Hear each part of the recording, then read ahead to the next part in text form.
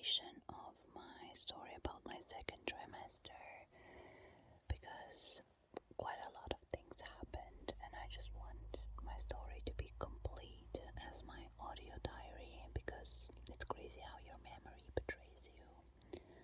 So, first of all, I went out a couple of times for a couple of birthdays, events, whatever, really not much.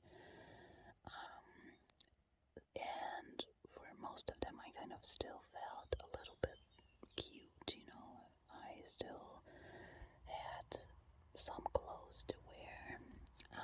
Every time I went out, I took an obligatory picture with someone's beer or someone's joint or whatever, like pretending I'm drunk, like belly out and everything. I hope that when my child is older, I'll have a nice collection for her, a nice compilation. And it was just fun hanging out with my friends,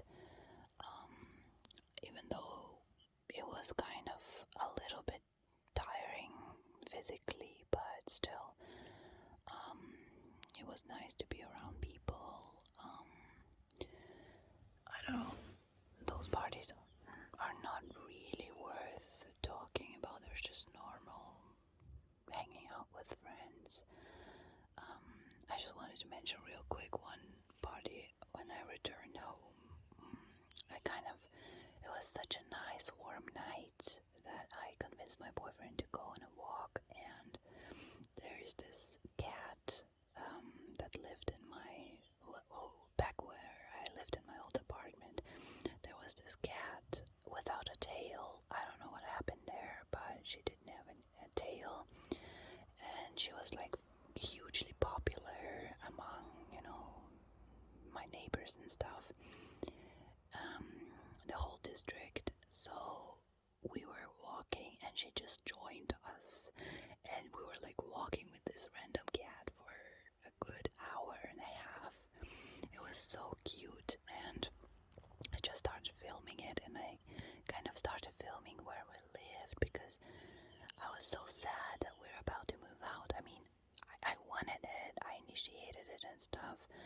I was depressed in my own place, but where I lived was just such a home to me. I've spent half of my life there, and I really missed that place. And I was filming everything, the neighborhood, and it was just night outside and lanterns, and everything was so orange, lit in this like cozy way, and I knew every centimeter of this place, and I was just already so nostalgic. I don't know.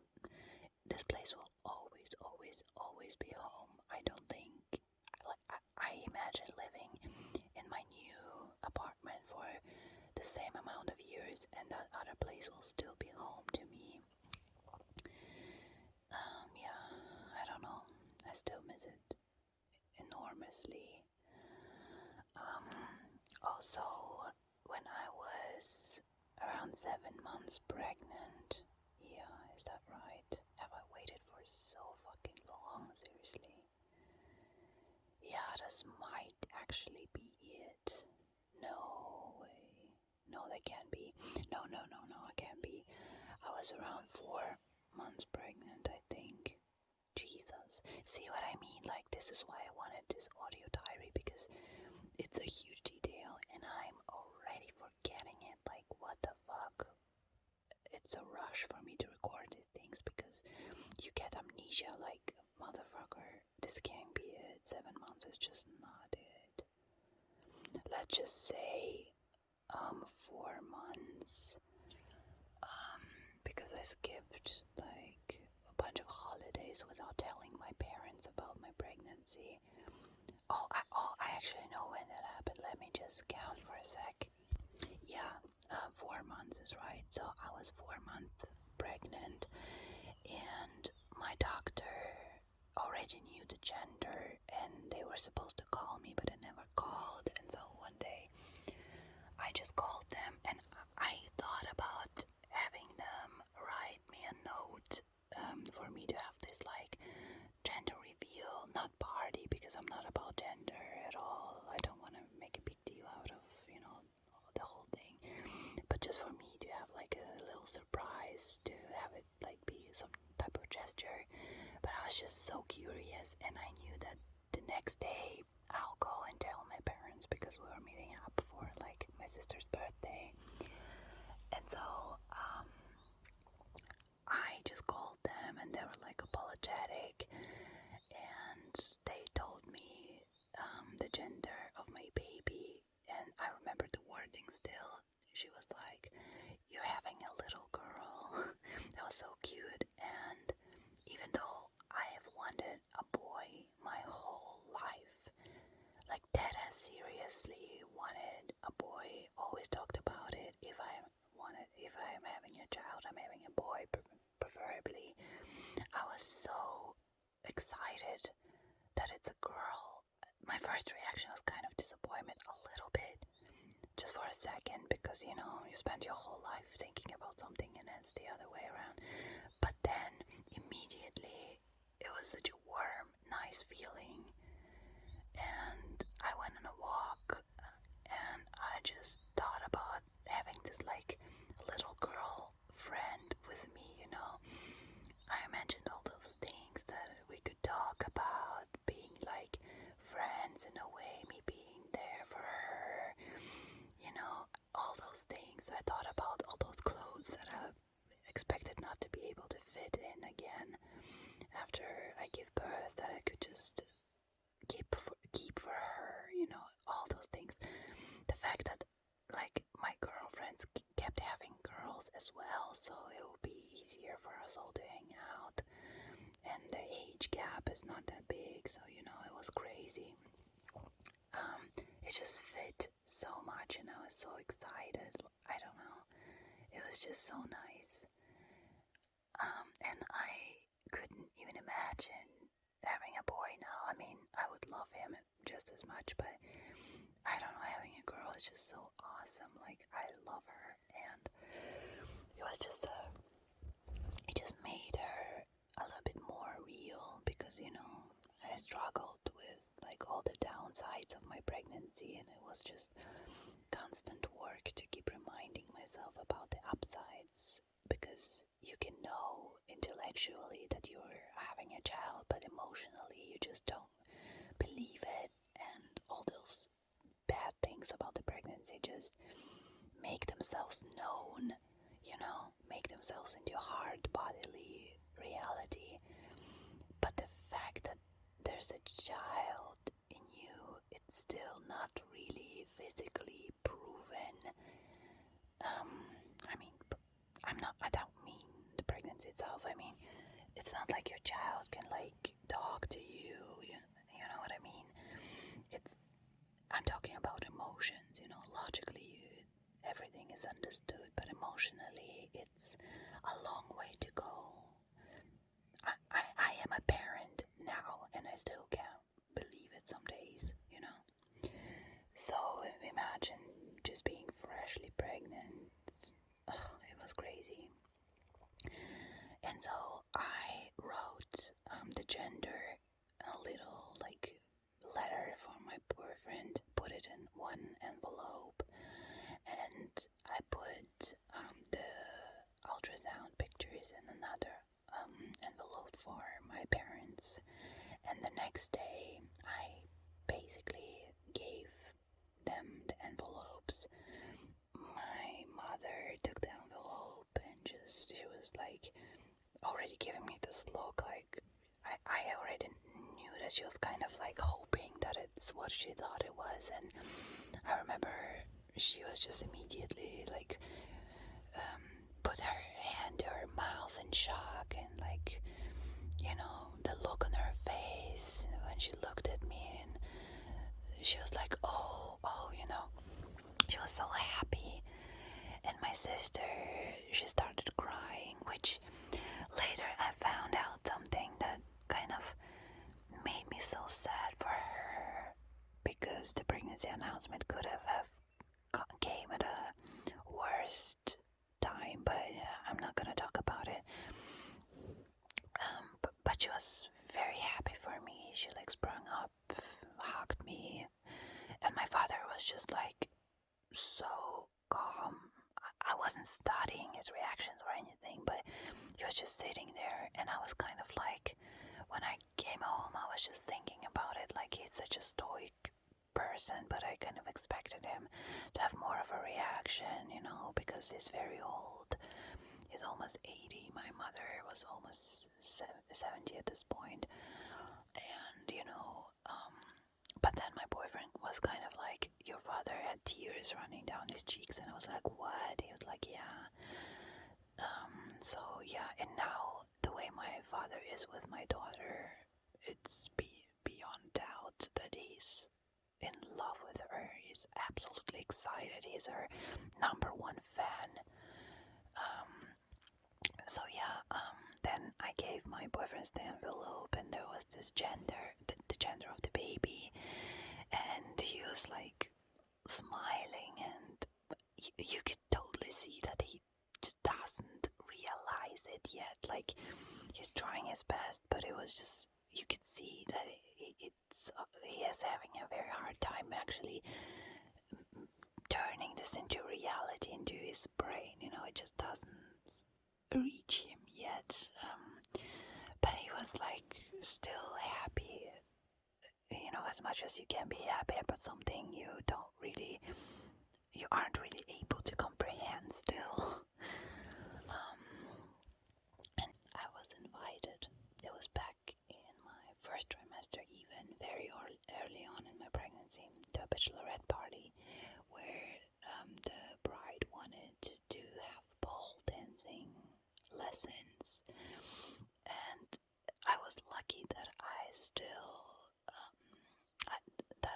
didn't have much of like morning sickness anymore. I just started to feel better.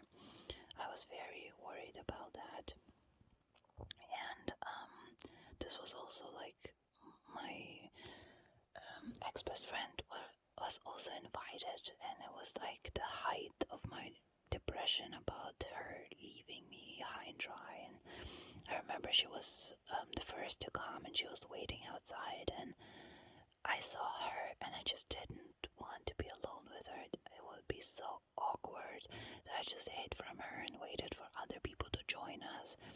And when we met, she was like excited to see me. She hugged me, and she was like talking about, a couple of times she talked about that it was crazy that we didn't see each other, and sorry I didn't see you there and stuff like that. And I was like, yeah, thinking to myself, I actively hid from you. But whatever. So I did some pregnant pole dancing, which was hilarious. I still did not look pregnant. If you didn't know me, you would never have guessed. And yeah, my baby was probably like thinking to herself, what the fuck is going on there? And yeah, that also took some core strength, and probably not the best thing to do if you're completely not trained, to put so much pressure on those poor abs and the connective tissue between them. And I also don't have any upper arm strength to speak of, so I was not gracious, you could say, at all. And then we went for a drive on the limousine, and then we went to the bride's place to prepare some food. And people who were like so lax on the way the meat is prepared, and I was just like, oh no, that needs to be like in the oven for longer and stuff like that, just obsessing over it. I was kind of in charge of some fish and meat, and I was overcooking it. And then the older sister of this girl, the bride, her older sister joined me in the kitchen, and this poor woman has had a couple of miscarriages and stuff, so she knows her shit, about pregnancy and stuff. And she just like joined me in the kitchen, and she was just discreetly like, "You're pregnant, aren't you?" And she didn't have to say it. It was because I was obsessing over everything being well done, because of the toxoplasmosis. I'm like, yeah. And she's like, let me just take it off your hands. I'll prep some meat for you, extremely well done, and I'll do ours the way we wanted. She was very nice about it, and I was very grateful for her help. And yeah, so I don't know. It was just, I guess my second trimester was not the worst. It was fine. It ended on kind of a sour note because I started to get more and more into my depression and fighting with my boyfriend and loneliness and just being so lonely and stuck. I felt so trapped. We moved into the new place and I just hoped that the new place will bring me happiness, but then my boyfriend was working and then helping my family move, doing shit for our apartment, doing shit in the old apartment so we can give it up. And I don't know, normally I would have, my own stuff to do. I would not be so needy and I would be appreciative of everything he had to do. But I was just such a bitch because I constantly needed his attention. I constantly needed him there. I don't know if it's pregnancy hormones that just make you crazy about your partner and you just want to be with him all the time, to just nest with him and bind him to yourself.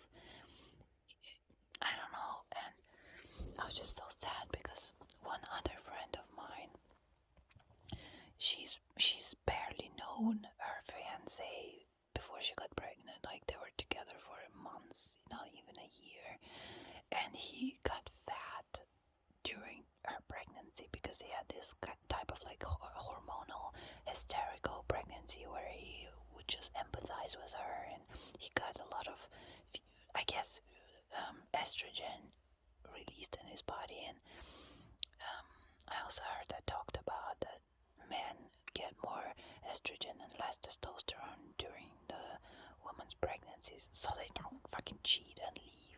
So they stay with the woman at least during the pregnancy. So nice of them to do so. It's crazy how nature needs to actively force they ass to do that, but whatever. And I was just crying myself silly because I didn't see my boyfriend have any type of crazy empathy with me. And I have to say it again, my boyfriend is a very kind, nice person. He takes care of people. He's always there if you need him. He's so eager to help. He's just genuinely a very good, nice, kind person. He never makes a show out of it. He just shows up for people. He also does his own accord. You don't have to ask him. The way he takes care of his mother, even though he has two other brothers that don't do much for her and stuff. He's the best. But I just I guess I got used to him being this way, and I expected him to be more when I was pregnant. Not to treat me like a princess, nothing like that. I genuinely wanted him to be happy. I just wished he would be just happy, and he was just the same, and I took it as if he was unhappy instead of neutral, because I couldn't believe it. Why aren't you jumping, from luck and happiness, and why aren't you happy that you're getting a daughter? And that was because he just didn't get it. He wanted this child. He asked me, to get pregnant. He made promises that it would be a great time. all the time when we fight and stuff, when we make up, he says to me that I'm the only woman he needs in his life, that he wants to spend the rest of his life with me, that he loves me and all those things, he always says that to me. And I really have no reason to believe otherwise. He has never given me a reason to believe otherwise. But he just, I don't know, there's just something odd about him staying the same way he always was, even though now he's supposed to be like, he got what he wanted, he got his dream fulfilled at a high cost of my mental and physical health, but still he's like the same. And it just, in my brain, even though I understood it logically in my brain, it was as if he was unhappy even. And it didn't help that everywhere around me there were horror stories about guys just becoming such assholes when, the girlfriend or wife gets pregnant. Men just switch up on you so much sometimes, and I was just like fearing that, I guess. And there are literally guys that were the same, at least the way their girlfriends describe them, or wives even, they're the same way as my boyfriend, but they just switch up and turn into narcissistic bastards, and it's just crazy. I guess I was paranoid, and again, I really do think it's I'm crazy, no doubt about it, but I think it's the hormones that drove me to this point. I was paranoid, and I just wanted assurances, I guess, because I was really doing something that I never was that hot on doing. I never wanted a child. I wasn't against it, but I did it for my boyfriend, and that's just the truth of it.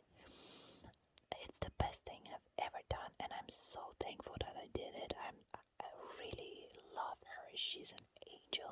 She makes me so happy, even though some days are hard, but I'm way better a mother than I ever expected myself to be, so it's just such a success, like at least for now. But I did it for him, and I didn't know what my life would be like. I took such a risk to make him happy, and then he's just like, oh, thanks. But anyway, I'm going out with friends, What the fuck? I don't even wanna paint him out as a villain and myself like as some kind of martyr. I'm just really explaining how I felt. I don't know if it's good or bad, it's just the way it was. And it's important for me to mention it just for, archive reasons.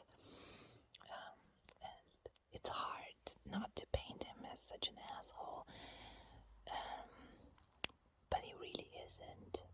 And yeah, I'm not a victim either. I picked fights with him and stuff. Like one time, for example, and I really don't want to be talking about fucking weed all the time, but it's important for me not because of its weed. It's important to me because it helps me relax. I feel like I do not deserve rest, and even when I sit down after a very, very hard day, I feel like I should be doing something. Not because of obligation, but because I need to keep myself busy. I just cannot sit still, and sometimes I can drive myself into a burnout by small things, by just generally just worrying about some business days in, days out. And then I look back and I realize that I haven't just read a book, or done anything. And I'm just like doing some bullshit instead of relaxing. And when I was pregnant, it got even worse because I was physically so tired, but I just couldn't. I felt so bad when I sat still. I felt like a failure. And I just missed weed for that reason. Weed lets me just watch a fucking show for a second without having to do anything. It just kind of forces me to relax, and I love it for it. And so, the only long story short, why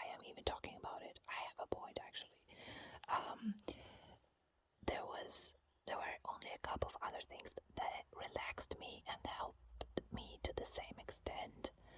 It was when my boyfriend played some type of like video game and I watched it. It was very relaxing for me. And also when, we watched some shows together, whatever. And another very, very relaxing thing for me. Whenever he did that, I needed no weed. I was good. So, he had like so little time for me when we moved in, which is understandable. He had like my family's place where he helped, our place, a lot of things needed to be done. Our old place, a lot of things needed to be done, and he worked, obviously. So he was, he had no time for my bullshit, and I get it. Like, it was so unfair the way I treated him. Like a low point in my life. So one time, finally, we can spend time together. We sit down to watch Doctor Strange, and I'm so excited. Like, I feel good for a change. Just, I forgot all my worries for a second. We're watching a movie. It's great. Sitting on the floor on a mattress because we haven't yet transported our couch or whatever. And then I see him fucking asleep. And I was like talking to him, commenting on the movie, so excited, like, and he's asleep. And I fucking lost it, and I'm a bitch for it. But I lost it. I was so disappointed that it was like our moment, but then now he's asleep. Also, I have some autistic aversion to people napping and sleeping too long. It's a long story, it's from my childhood, and it's still incomprehensible even if I were to explain it to you. I see no reason why I feel this way. Just as a child, I was often lonely, and parents of all my friends like forced my friends to go home to sleep or whatever, and my father slept at like odd hours when he was supposed to play with me, like slept. And it was just like, when I think about it, it was kind of like, okay, thanks. I remember just playing, but he would be just sleeping, and I would like talk for him and imagine that we're on a journey together, and he's just there. His body is there. His mind is not even with me, and he worked a lot. It's not like I get it, but whatever. So I have like ingrained in me this like really irrational hatred for my boyfriend sleeping in, and it was a huge problem with us. His work schedule is stupid. It makes it impossible for him to sleep at normal hours, but a lot of times he would have an opportunity to go to bed more earlier, and he just wouldn't. He would go to bed still at like 4, 5, 6 in the morning, and then he would sleep in, and I would constantly have to wake him up, and he would constantly be like, okay, I'm awake. 5, 6 times in a row. I'd have to wake him and have him like lie to me that he is awake, and then hear him snore daily. It will be daily for like years. In the pregnancy, I just couldn't deal with it. I felt so unloved, like this person could not be fucked to adjust so that we'd be awake at the same time. It felt like he preferred being awake when I was asleep, and it just hurt me a lot. And when I stopped working, I started to just be awake at crazy hours myself, just to adjust to him, because I wanted to be with him, and I thought, when the baby comes, might as well, because my schedule would be fucked anyway, so I might as well do whatever with it. But still, it just wasn't working. Like, I would be tired. At some point, I would fall asleep, and he would just sit there having the TV just ran for hours after he fell asleep, because on, it just drove me crazy. Like, this is a normal, okay thing if it happens like occasionally, but it happened all the time, and I knew that it would happen. I would warn him, he would lie to me and to himself that this time it would be different, it will be just exactly the same way, you know? Am I crazy, or is this like annoying when it happens for years on end? Am I losing it, or, and yeah, he would like do a lot of valid things and have no time for me, but then he would potentially have time for me and he would just waste it because he preferred to just not sleep at night, you know? And even though I made a lot of adjustments, it still couldn't sync, with us. And so when he fell asleep, it was the last drop for me. I was missing him for the whole week, and this was like one time we could do something together, and no one forced him to watch this movie. I asked him what he wanted to do. He agreed to Doctor Strange, and still he did this shit. And I just started yelling and crying my eyes out, and I was just crying and crying and crying, and he was like making some effort to console me and apologize, but then he was just falling asleep. He was falling asleep. Like, here I am just crying. His pregnant girlfriend, maybe third trimester at this point. Yeah. And he just, oh, sorry, I can help it. I am tired. And I was done with this shit. Oh my god, I was so frustrated. I took the mattress. At this point, we were in our bedroom already. I took the mattress. I pulled it over. My pregnant ass almost gave birth. I pulled it over in another room because I couldn't bear sleeping next to that man. And I just situated myself in another room. And I oh my god, short of banging my head, like, I didn't know what to do to get this out of my system. There was nowhere I could go.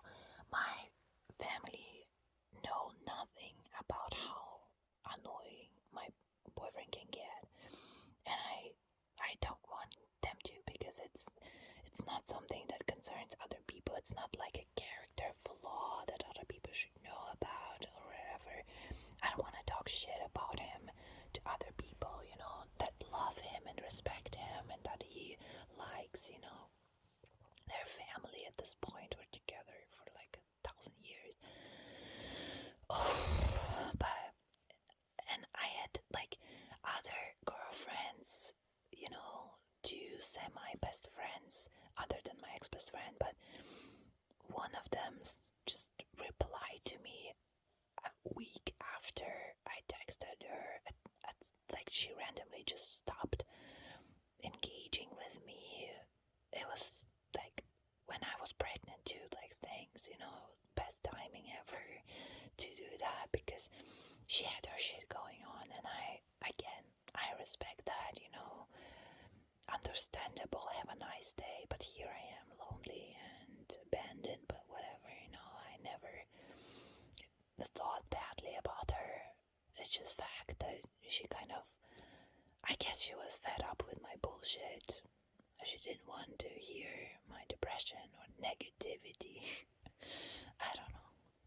She's like a good friend. She's genuinely a great person, but she has these phases where she, I guess, doesn't want to socialize, which maybe it's me. I'm not even denying that maybe it's me. Like, at this point you have heard some of my ramblings and you think I'm annoying too, I guess.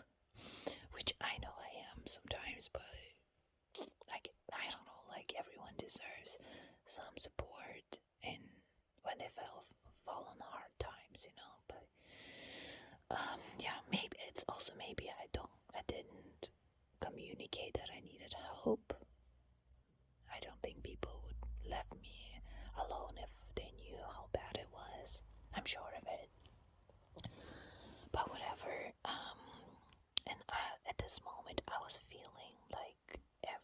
was crumbling down. I felt like I'm suffocating. There's nothing I can do. There's no one I could turn to. Nowhere I could go. And I was extremely frustrated. And I just sat down and I wrote a letter to my boyfriend explaining exactly how I felt. And I never gave it to him. It wasn't about him at all. It was about puking out my feelings on a piece of paper. And then I just thought about it for the longest time. I couldn't believe I'm even thinking about it. Like, where's your fucking pride? Like, what the fuck? Why are you doing this? You know better. But I just thought I wanted to text my ex-best friend. I just wanted to, because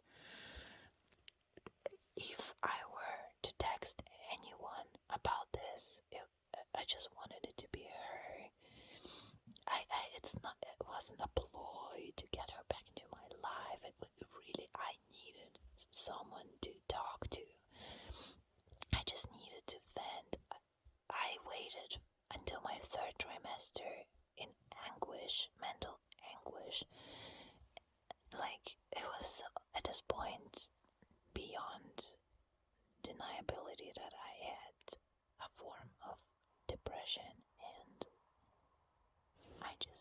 I needed someone, and I couldn't believe it. But I took my phone and I just recorded an audio message for her where I just laid it all down and just told her everything that happened to me and how my boyfriend was and how we were fighting, and I just told her everything.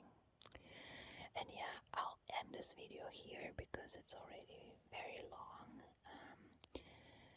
We'll talk in my next video. Bye guys, thanks for listening. Have a great